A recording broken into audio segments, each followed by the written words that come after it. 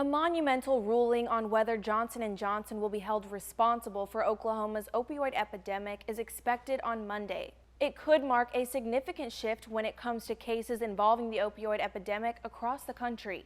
Over the last 2 decades, more than 6,000 people in Oklahoma have died due to opioids. Cleveland County District Judge Thad Balkman will decide if Johnson & Johnson, which owns the pharmaceutical company Janssen, is responsible for those deaths. The 7-week trial began in May after Oklahoma Attorney General Mike Hunter alleged Johnson & Johnson as well as Janssen have been understating the risk of opioids since the 90s and have aggressively marketed the highly addictive medication to doctors. The state's lawsuit says the company's sales practices led to an oversupply of opioids and that the, quote, public nuisance will cost Oklahoma between $12.7 billion and $17.5 billion. Johnson & Johnson denies any wrongdoing. It says it was appropriate and responsible with the marketing and promotion of the painkillers. Current and former employees and doctors testified that they agreed.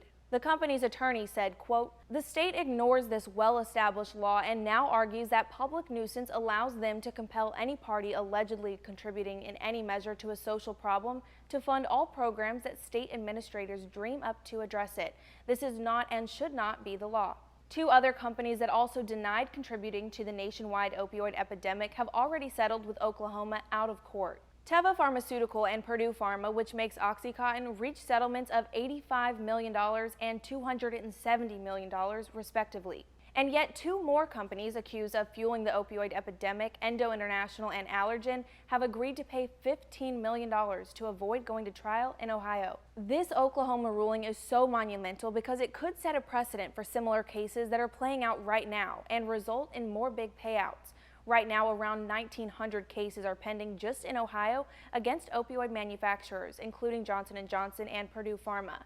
Nationally, there are more than 2,300 pending cases accusing manufacturers of downplaying the risk of opioids and failing to detect and halt suspicious orders. According to the CDC, 130 Americans die every day because of an opioid overdose. The highly addictive painkillers were involved in nearly 400,000 deaths from 1999 to 2017. Oklahoma's Attorney General said Johnson & Johnson, as well as other companies, ignored the dangers of opioids while pursuing a profit. Money may not be the root of all evil, but money can make people and businesses do bad things, very bad things, he said. He says Johnson & Johnson should be held accountable for helping fuel the epidemic and pay out more than $17 billion, which would fund addiction treatment and prevention programs in Oklahoma. The company could still settle out of court before the judge issues his ruling.